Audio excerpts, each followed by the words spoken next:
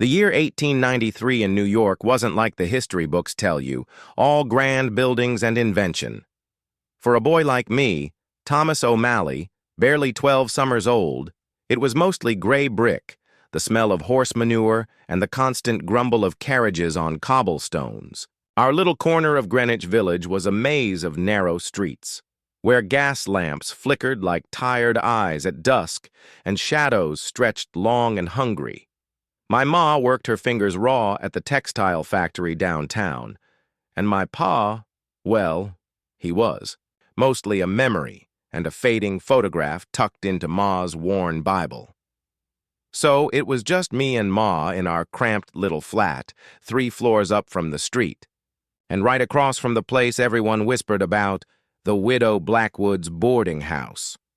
It wasn't much to look at, just another brownstone, a bit taller and darker than the others, with a perpetually drawn curtain in the front parlor, window that seemed to hide more than it merely shaded.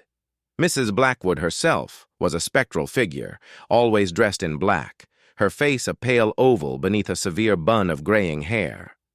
She rarely smiled, her lips thin lines, and her eyes, even from across the street, held a depth that made you feel like she was looking right through you, not at you. The neighborhood kids, me included, had all sorts of wild tales about her.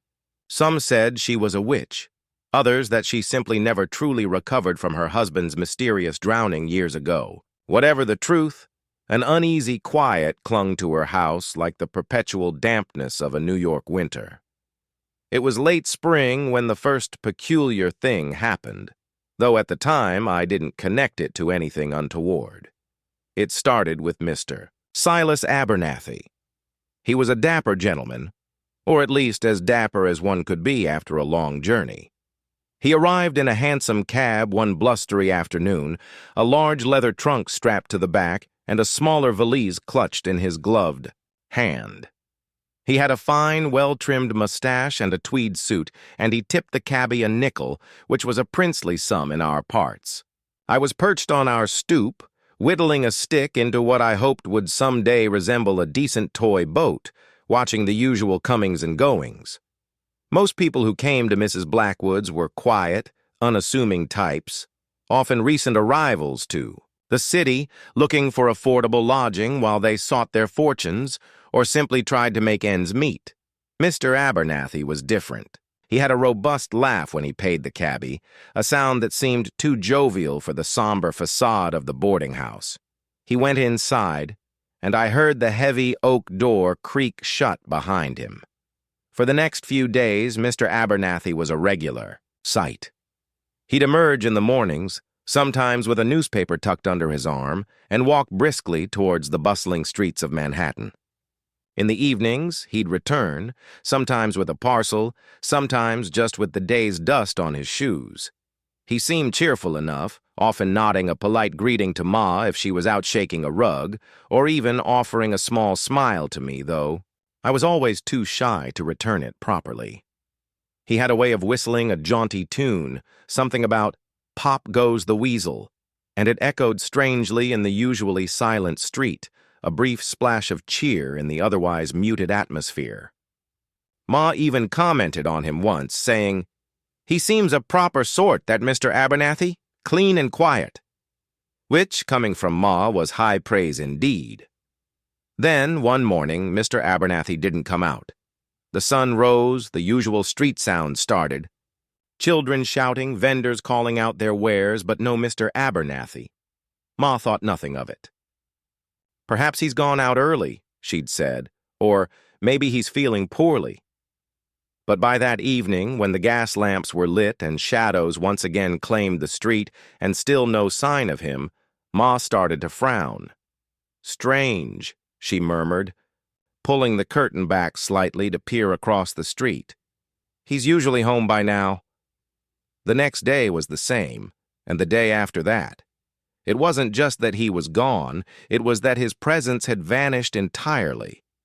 No one had seen him leave. His trunk was still up in his room, or so we assumed, since no cab had pulled away with it.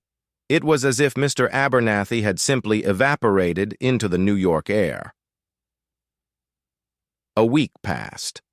The memory of Mr. Abernathy's cheerful whistle began to fade, replaced by the usual quiet of the boarding house. Then another new arrival. This time, it was a woman, Miss Eleanor Finch. She was younger than Mr. Abernathy, perhaps in her late 20s, with striking auburn hair pulled back in a severe bun and intelligent, searching eyes behind a pair of wire-rimmed spectacles. She carried only a single satchel, her clothes simple but well kept. She arrived on a gray, drizzly Tuesday, her shoulders hunched against the damp, and she seemed to sigh with relief when Mrs. Blackwood opened the door to her. Miss Finch was even quieter than Mr. Abernathy. She was a scholar, I heard Ma tell. Our neighbor, Mrs. Flanagan, who ran the bakery on the corner. Miss Finch spent her days at the Astor Library researching, Ma said. We'd see her leave in the mornings, a stack of books often under her arm, and return late, her face often smudged with ink. She had a soft, almost imperceptible cough, and sometimes late at night I'd hear the faint glow of a lamp from her window in Mrs. Blackwood's house, long after the other lights had gone out. Miss Finch was a creature of habit. Every morning, precisely at 8 bells, she would emerge, and every evening, precisely at 7. This went on for perhaps 2 weeks. Then, just like Mr. Abernathy, she simply ceased to be. One morning, the street came alive, but Miss Finch did not appear. Her lamp remained dark that night. The Astor Library would have surely missed her, her unfinished research lying dormant on some dusty table. Again, no trunk departed, no farewells were uttered, no whisper of her leaving rippled through the neighborhood's grapevine. She was just gone. This time, a prickle of unease started to form in my young mind. 2 people, gone without a trace from the same house. It felt too coincidental, too neat. Ma, practical as she was, dismissed it. People move on, Thomas. New York is a big city. Perhaps they found better lodgings, or perhaps they simply left for other opportunities. But her voice lacked its usual conviction, and I saw her glance across at the dark, silent house more often, a worried crease forming between her brows. The whispers about Mrs. Blackwood started to intensify in the neighborhood. Mrs. Flanagan, at the bakery, usually a fount of gossip, only shook her head when asked, making the sign of the cross over her ample bosom. Even the gruff newspaper vendor, Mr. Henderson, whose voice usually boomed with the day's headlines, would drop his voice to a conspiratorial whisper when the widow Blackwood's house was mentioned. It became a macabre game for me, though I never admitted it to anyone. I'd sit by our window, pretending to read a tattered adventure story, but my eyes would constantly drift across the street, watching for new arrivals. And they came, a succession of them. First, a stout German merchant, named Herr Schmidt, with a booming laugh that briefly pierced the house's gloom and a love for strong pipe tobacco. He stayed for 3 weeks. Then a quiet, pale seamstress, Madame Dubois, who always wore a lace cap and carried a worn sewing basket. She lasted only 10 days. A young, aspiring artist, Mr. Julian Vance, with paint smudges on his fingers and a hopeful glint in his eyes, occupied a room for a little over a month. His bright landscape sketches, visible through his open window on occasion, a fleeting burst of color against the drab brick. Each one, after a brief residency, simply vanished. Like smoke caught on a stiff breeze. No goodbyes, no forwarding addresses, no trunks being loaded onto cabs. Just absence. A profound, unsettling void where a person had been. The routine became chillingly familiar. The hopeful arrival, the brief period of their presence, and then the sudden, inexplicable emptiness. Mrs. Blackwood herself seemed utterly unfazed by these rapid turnovers. Her demeanor remained unchanged, stoic, reserved, always in black. She would occasionally be seen airing out a rug or polishing the brass knocker on her front door, always moving with a quiet, almost gliding motion, her presence as ephemeral as the guests she hosted. She never put up new signs for vacant rooms, yet new guests always seemed to find her. It was as if word of mouth or some other unseen current drew them inevitably to her doorstep. The police were, of course, no help. Ma, brave soul that she was, had tried once early on after Miss Finch disappeared. She'd sent me to the station house with a note explaining her concerns about the two missing residents. The officer, a burly man with a walrus mustache, had simply waved me off. "People come and go in New York, boy.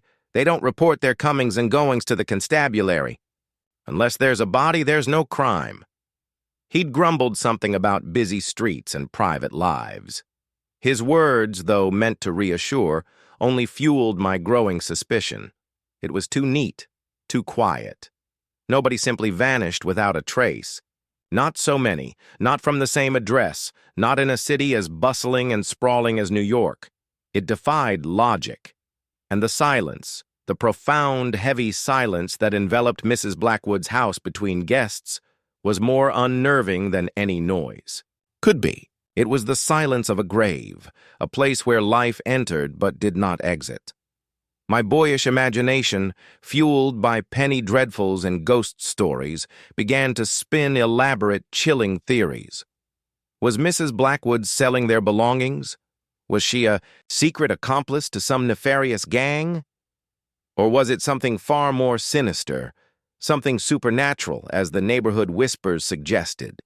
The winter of 1893 settled over New York like a shroud, biting and relentless. The gas lamps seemed to shrink back from the cold, their light weaker, and the cobblestones often glistened with a thin sheet of ice. My obsession with the widow Blackwood's house grew with the deepening cold. It wasn't just a game anymore. It was a nagging whisper in my thoughts, a dark shadow clinging to the edges of my vision. Ma worried about me, said I was spending too much time staring out the window, that I needed to get some fresh air, but the fresh air held no answers, and the cold made my ears ache. The answers, I felt, were across the street, lurking behind that perpetually drawn curtain.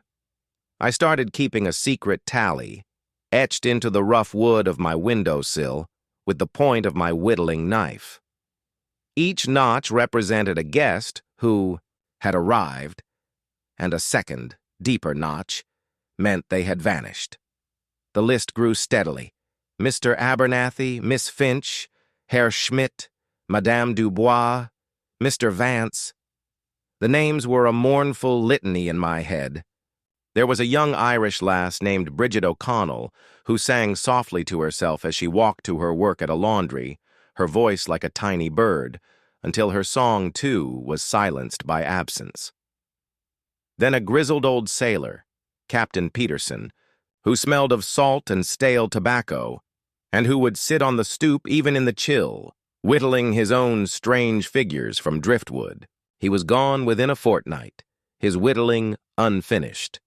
The pattern was always the same: arrival, a few weeks of quiet residency, and then gone. No fuss, no belongings shipped out, no farewells, just a sudden, startling emptiness. It was the lack of explanation that haunted me most. People didn't just disappear, not like that. Not so many, and not all from the same house. It was unnatural. Ma still tried to brush it off, but I saw the worry in her eyes. Sometimes she'd cross the street to the bakery and come back with news, whispered low about Mrs. Blackwood. Rumors, mostly, that she kept to herself, never bought more than the bare necessities, never spoke a word beyond what was required. She was a ghost herself, they said, living in a house of ghosts. My observation post became my world. I knew the rhythms of that house better than my own. The precise time Mrs. Blackwood's lamp went out, the faint scraping sound she made when she cleaned the front stoop, the way the shadows danced on her parlor window at dusk. One evening, emboldened by a sudden rush of daring, I decided to do more than just watch. It was a bitterly cold night, the kind that stung your exposed skin. Ma was working a late shift and the flat was quiet and dark. I bundled up in my thickest coat, pulled my cap low, and slipped out our front door. The street was deserted, save for the rhythmic clatter of a distant horse-drawn carriage. My breath plumed in front of me like smoke. My heart hammered against my ribs as I crossed the street, each footstep sounding impossibly loud in the stillness. The boarding house loomed, darker and more imposing up close. The brick was rough against my gloved hand as I crept along the low fence.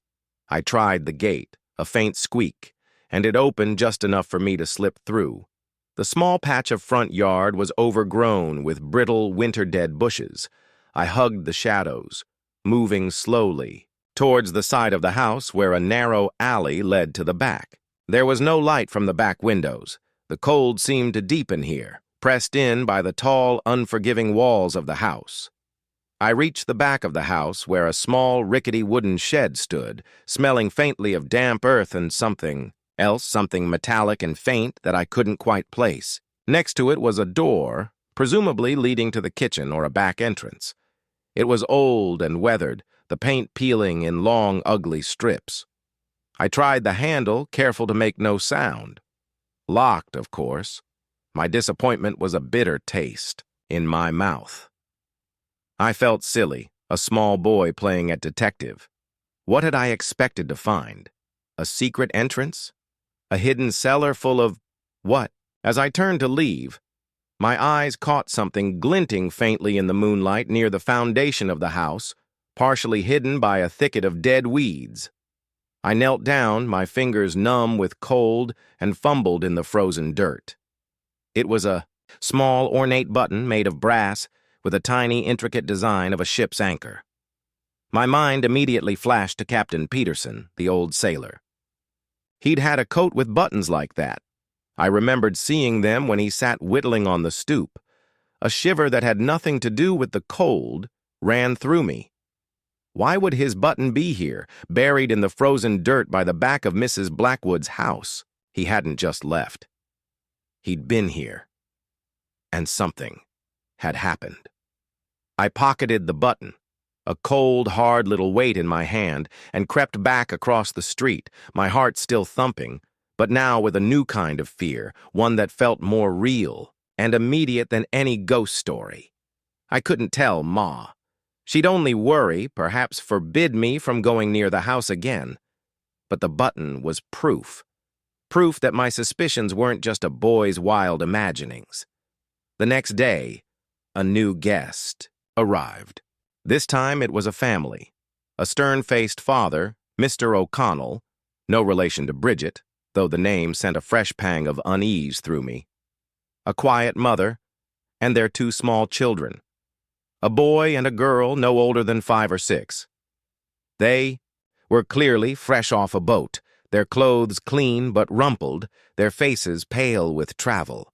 The children, usually so full of life, were subdued, clinging to their mother's skirts. I watched them go in, feeling a grim premonition. The little boy had a small carved wooden dog which he clutched tightly. He dropped it briefly near the front steps, and his father, with a sigh, picked it up and handed it back. A tiny, insignificant detail, but it stuck in my mind.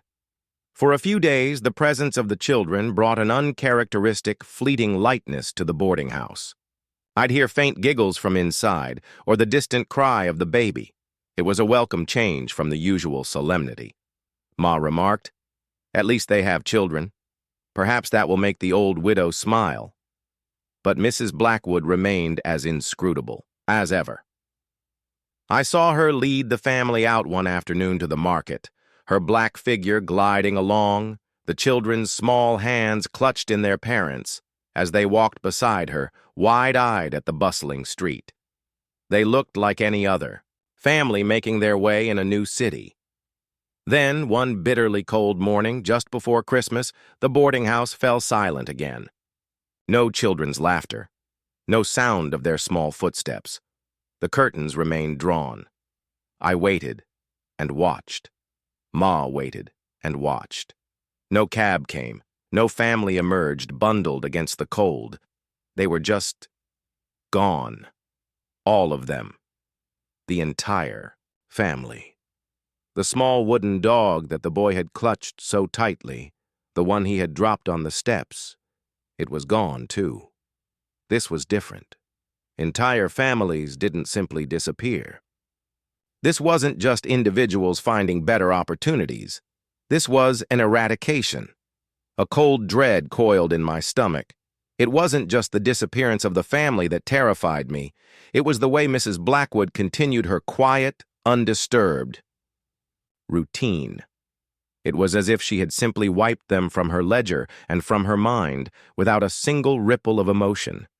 The house, usually merely silent, now felt like it was holding its breath, a dark, hungry entity across the street.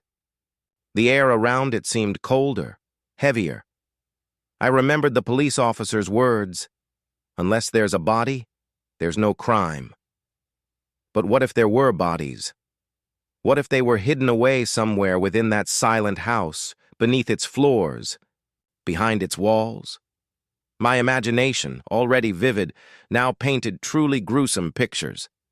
I thought of the faint metallic smell by the shed, the missing buttons, the utter lack of belongings. It all pointed to something far more sinister than simple departures. That night, sleep wouldn't come. Every creak of the floorboards in our flat sounded like a footstep in the house across the street. Every gust of wind rattling our window felt like a sigh from the unseen. The brass button of Captain Peterson felt heavy and accusatory in my pocket. I had found my answers, but they were far more terrifying than I could have ever imagined. I knew with a certainty that made my hands tremble that I couldn't just watch anymore. Something had to be done. But what could a boy of 12 do against a mystery so dark, so pervasive, and a woman so utterly unreadable? The idea of crossing that street again, of venturing into that house, filled me with a terror that was almost paralyzing. But the alternative, simply waiting for the next unsuspecting soul to enter and disappear, was even worse. The Widow Blackwood's boarding house was a trap, and I was the only one who seemed to notice. The next step, whatever it was, had to come from me. The terror of that night, with the wind rattling our windows and the brass button of Captain Peterson a cold, accusing weight in my pocket, solidified my resolve. I couldn't just stand by and watch. But what was I to do?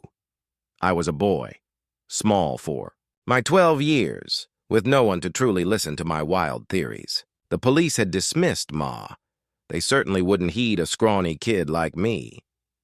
I knew I had to be careful, as Mrs. Blackwood, though quiet, was not foolish. Her very stillness suggested a watchful presence, like a predator patiently observing its prey. The next few days were a blur of nervous energy. I pretended to play in the street, kicking a worn leather ball, but my eyes were always darting towards the boarding house. I noticed things I hadn't before. The way the delivery boys from the butcher or the baker never lingered, dropping their parcels quickly and hurrying away. The lack of flowers in the window boxes, even in spring. The unnerving silence. Most houses had the hum of life. A child, crying, a piano playing, the clatter of dishes.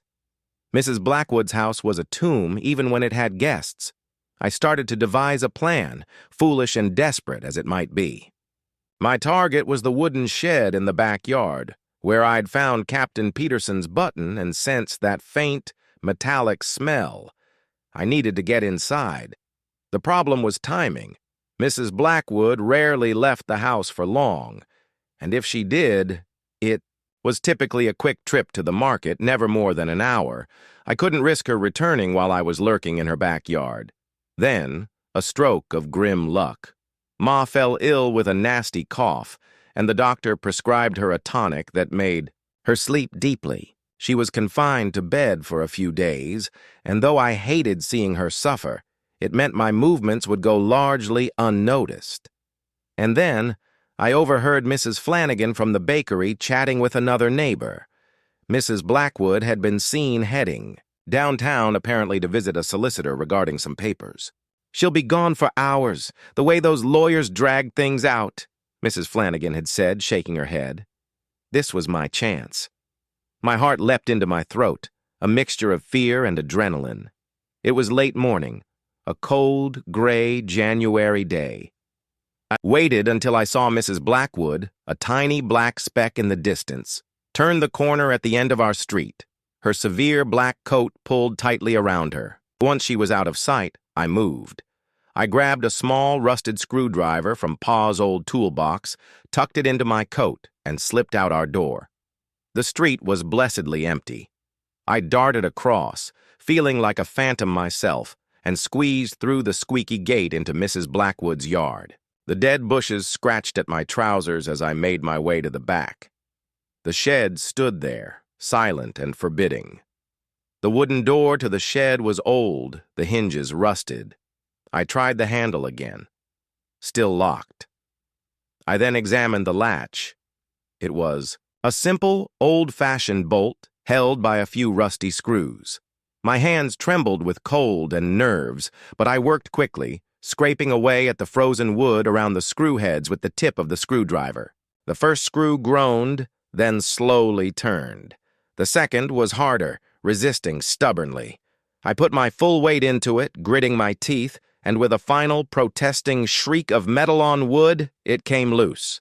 I pulled the bolt away, and the shed door creaked open, revealing a darkness that seemed deeper than the mere absence of light. A wave of cold, musty air, laced with that strange metallic tang, washed over me. I hesitated, my hand on the splintered wood. Every instinct screamed at me to turn back, to run.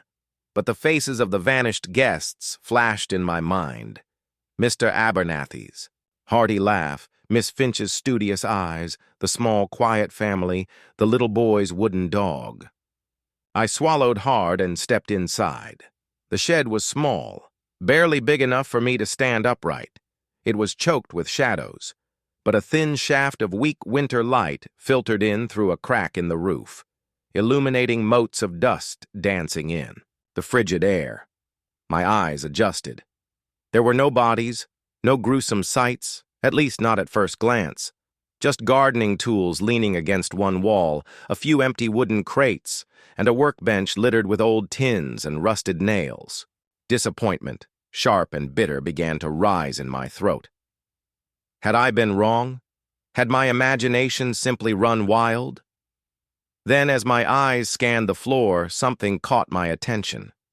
In the far corner, almost hidden beneath a dusty tarpaulin, was a section of the wooden floorboards that looked different, newer, cleaner, as if they had been replaced recently. I knelt, my breath misting in the cold, and ran my fingers along the seam. There was a faint gap, almost invisible but definite. My heart began to pound again, a frantic drumbeat in my ears. This was it. I tried to pry the board up with my fingers, but it was too tight. I remembered the screwdriver. With renewed determination, I jammed the flat end into the narrow crack and twisted. The wood groaned, a faint splintering sound. I twisted harder. With a sudden sickening thud, one end of the board lifted. A wave of icy air, colder and fouler than anything above ground, rushed up from the opening, and with it, that metallic smell. Stronger now, almost overwhelming. I peered into the blackness. It was a small, crudely dug hole, barely wide enough for a person to squeeze through. The edges were rough earth, crumbling inwards. And then, my eyes now fully accustomed to the gloom, made out something else. Stacked against one side of the hole, partially covered by more dirt, were a few items. A small, tarnished silver locket, the kind a lady might wear with a faint, almost invisible, initial E etched into it. Miss Eleanor Finch. My blood ran cold. Next to it, a small, faded child's shoe, worn at the toe. The little boy from the O'Connell family. My breath hitched in my throat. And beneath it all, partially buried, a crumpled, mud-stained piece of tweed fabric, unmistakable. Mr. Abernathy's suit. It wasn't just imagination. It was real. They hadn't left. They had gone down. My mind reeled. What was down there? And how had they been convinced to go? The metallic smell was almost suffocating now, mixed with the damp earth. It was the smell of iron, of old blood, faint, but unmistakable. A wave of nausea washed over me. This was worse than any ghost story. This was something truly monstrous. I pulled back from the hole, trembling, my heart hammering so hard I thought it would burst through my chest. The horror of it clawed at me. Mrs. Blackwood wasn't just running a boarding house. She was running a trap. A silent, insidious trap where people entered and never left. The objects were not merely buried. They felt like offerings, grim trophies, of her chilling enterprise. I had to get out. I had to tell someone. But who? Who would believe a boy with a rusty screwdriver and a few trinkets from a hole in the ground? They'd call it a childish prank, or a wild fantasy. And Mrs. Blackwood? That silent, unreadable woman, she would know. She would know I had seen. And then, perhaps, I would be next to disappear. I carefully replaced the loose floorboard, trying to make it look as undisturbed as possible, pushing the dirt and weeds back over it. I screwed the rusty bolt back onto the shed door, tightening it as best I could with my shaking hands. The whole time, I was acutely aware of the ticking clock, the possibility of Mrs. Blackwood's return. Every shadow seemed to stretch and twist. Every creak of the old house sounded like her footsteps. I scrambled back through the yard, through the gate, and across the street to our stoop, my lungs burning, my legs aching.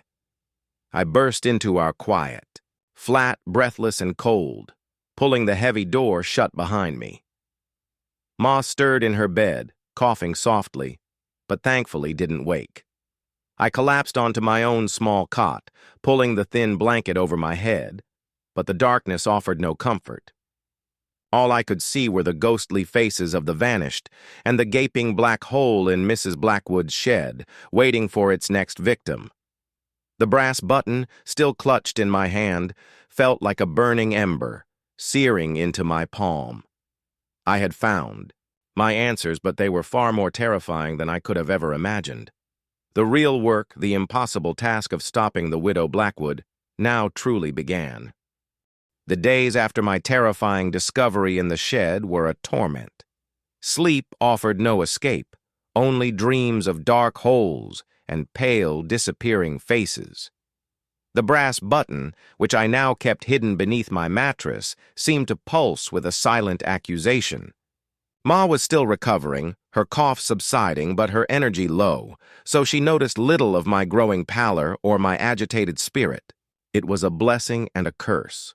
I was grateful she wasn't worried, but desperate to tell someone, anyone, what I had seen. But how could I? Who would believe me? And what if telling someone put Ma in danger? The thought of Mrs. Blackwood, that silent, knowing figure turning her attention to us, made my blood run cold. I started to really think about how she did it. How did she get people to go down into that hole? Was it persuasion? Force? Some kind of trickery? I recalled the initial cheer of Mr. Abernathy, the quiet studiousness of Miss Finch, the desperate hope of the O'Connell family. None of them seemed like the type to willingly disappear or to be easily overpowered. There had to be something more, a method. My mind, though young, was keen, sharpened by years of observing the bustling, deceptive streets of New York. I began to reevaluate every small detail I had previously dismissed. The gas lamps that flickered in her parlor at odd hours, long after the neighborhood had gone dark. The occasional faint, almost musical sound I sometimes thought I heard from her house, like a distant, distorted chime, quickly vanishing. The way her curtains were always drawn, not merely for privacy, but as if to block out the world, or to hide what was within. I decided my next move needed to be less direct, more cunning. I couldn't break into the house itself. That was too risky. But I could watch Mrs. Blackwood more closely, observe her patterns, her habits, searching for a crack in her impenetrable facade. I resumed my stoop sitting, whittling a new, unidentifiable piece of wood. But my gaze was constantly fixed on the brownstone across the street. She was meticulous. Every morning, she'd dust the porch railing. Every afternoon, she'd bring in the empty milk bottle. Her movements were precise, almost mechanical. She rarely looked up, rarely acknowledged anyone. She was a woman of routine, a creature of habit. And habits, I knew, could be exploited. One brisk afternoon, I saw a delivery man from the dry goods store approach her door. He knocked, a polite, firm rap. Mrs. Blackwood opened the door just a crack, slipped a few coins through, and took the small package, her hand barely visible. The transaction was swift, almost secretive. But as the door was closing, I caught a glimpse, just a fleeting second, of the interior. It was dark, almost unnaturally so, even in the middle of the day, and there was a faint, cloying sweetness in the air, like lilies that had been left too long in a stuffy room. It was a strange smell for a boarding house, one that stuck in my memory. A few days later, another guest arrived.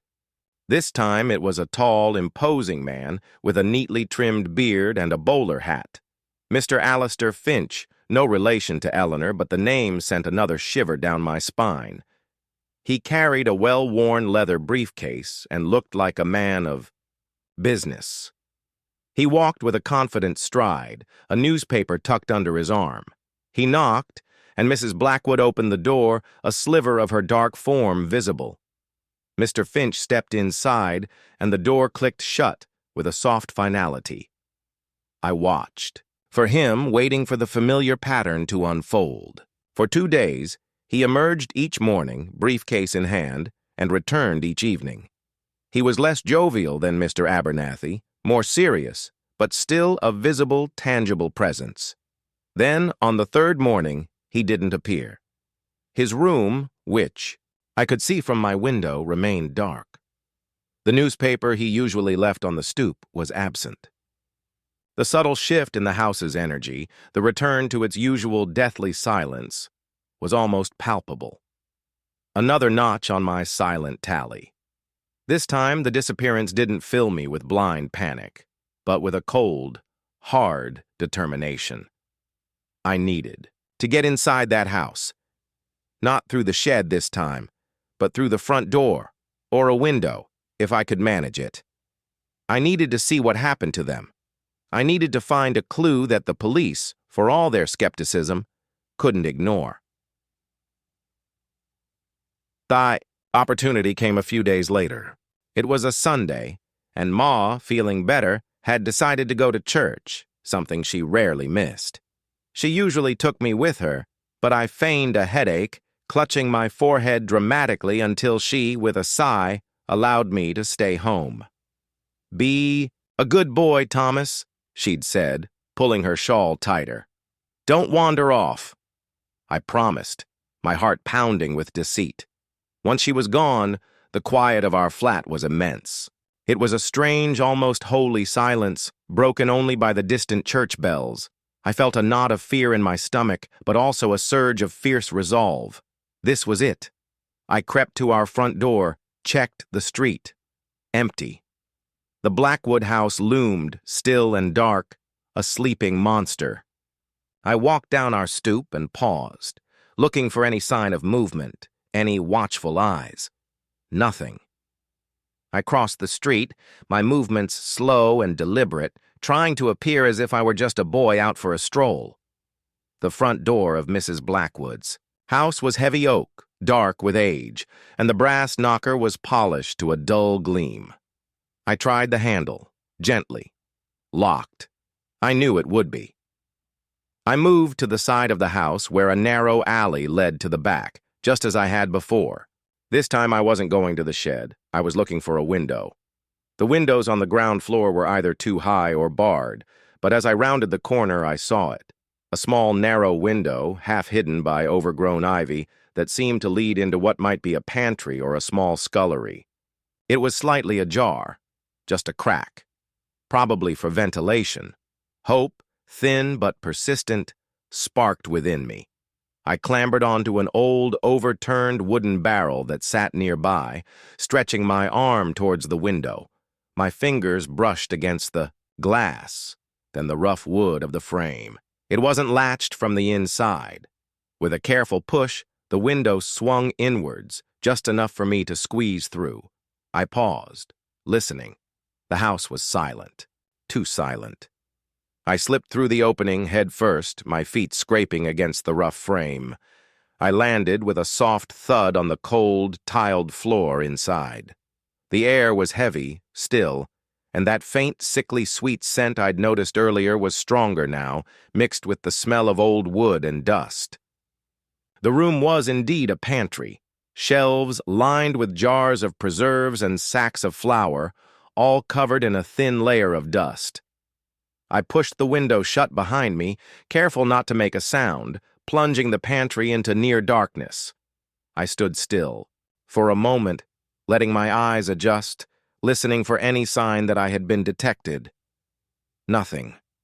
Only the slow, steady beat of my own heart. I took a deep, shaky breath. I was inside. The widow Blackwood's house,